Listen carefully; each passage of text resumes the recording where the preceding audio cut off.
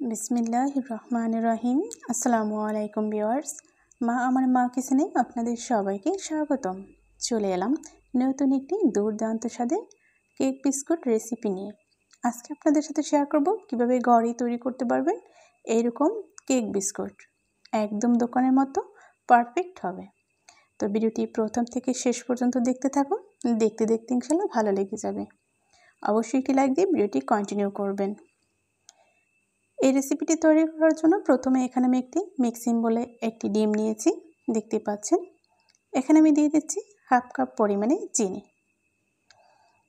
এখন আমি এই চিনি আর ডিমের সাথে দিয়ে দিচ্ছি স্বাদ মতো লবণ, দিয়ে দিচ্ছি 1 চামচ পরিমাণে রান্নার রেগুলার সয়াবিন তেল।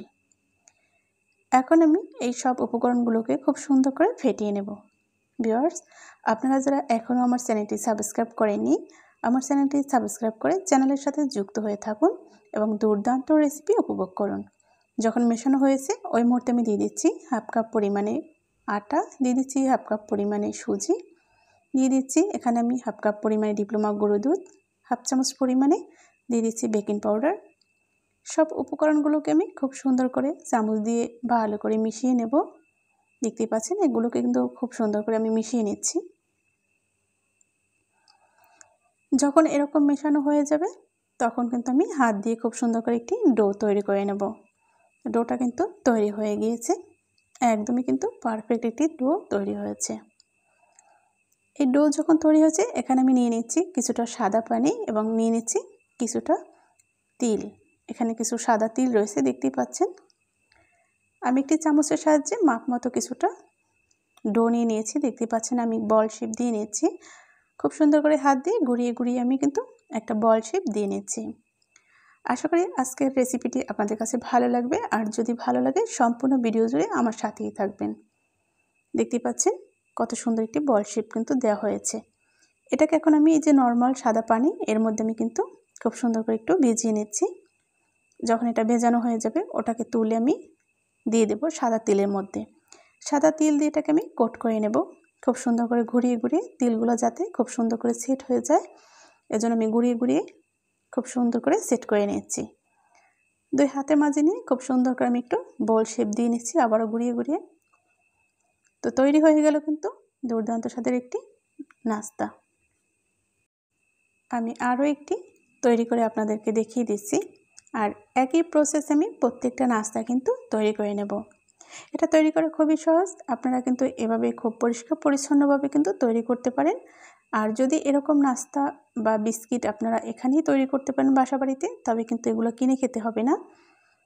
দেখতেই পাচ্ছেন আমি কিন্তু আবার একটি বল শেপ দিয়ে খুব সুন্দর করে পানিতে একটু ভেজিয়ে নিয়ে আমি কিন্তু সাদা তিলের মধ্যে কোট করে নিয়েছি। আবারও ঘুরিয়ে ঘুরিয়ে সেট করে দিয়েছি সম্পূর্ণ তিলগুলো। একই প্রসেসে আমি সব নাস্তাগুলো তৈরি করে নিয়েছি। তো দেখতেই পাচ্ছেন নাস্তাগুলো কিন্তু তৈরি হয়ে গিয়েছে। এগুলো ভাজার জন্য চুলায় আমি একটি প্যান বসিয়ে দিয়েছি, দিয়ে দিয়েছি কিছুটা রান্নার রেগুলার সয়াবিন তেল। এটা যখন কুসুম গরম হয়েছে ঠিক ওই মুহূর্তে আমি একে একে সব নাস্তাগুলো তেলের মধ্যে দিয়ে দিচ্ছি। যখন নাস্তাগুলো তেলের মধ্যে দেওয়া হয়ে গিয়েছে দেখতেই পাচ্ছেন আমি কিন্তু একটু তেল ছিটিয়ে দিচ্ছি, উপর দিকে ফুলতে শুরু করেছে। এভাবে 5 থেকে 6 মিনিটের মতো আমি এটাকে খুব সুন্দর করে ভেজে নেব। তবে চুলার আঁচটা অবশ্যই মিডিয়াম টু লো হিটে রাখতে হবে, তাহলে কিন্তু এই নাস্তাগুলো দারুণ একটা কালার চলে আসবে এবং খুব সুন্দরভাবে ভাজা হবে। অবশ্যই কিন্তু আপনারা খেয়াল করবেন রেসিপির প্রথম থেকে শেষ পর্যন্ত, তবেই কিন্তু আপনি এরকম একটা দারুণ কেক বিস্কুট তৈরি করতে পারবেন বাসাতেই। তো দেখতেই পাচ্ছেন যতটা ফুলে উঠেছে ততটাই কিন্তু ফাটতে শুরু করেছে। এভাবে যখন ফেটে ফেটে যাবে তখন আপনার বুঝতে হবে ঠিক আপনার ডোটা কিন্তু পারফেক্ট হয়েছিল বলেই কিন্তু এরকম ফেটে খুব সুন্দর একটা ডিজাইন হয়ে যাচ্ছে। দেখতেই পাচ্ছেন দারুণ একটা কালার চলে এসেছে। তো আমি এখন এগুলোকে তেল ঝরিয়ে তুলে নেব, এর চেয়ে আর বেশি কালার করার প্রয়োজন নেই। তো এগুলো সব তেল থেকে উঠিয়ে আপনাদেরকে আমি সার্ভ করে দেখিয়ে দিচ্ছি আসলে কতটা লোভনীয় হয়েছে।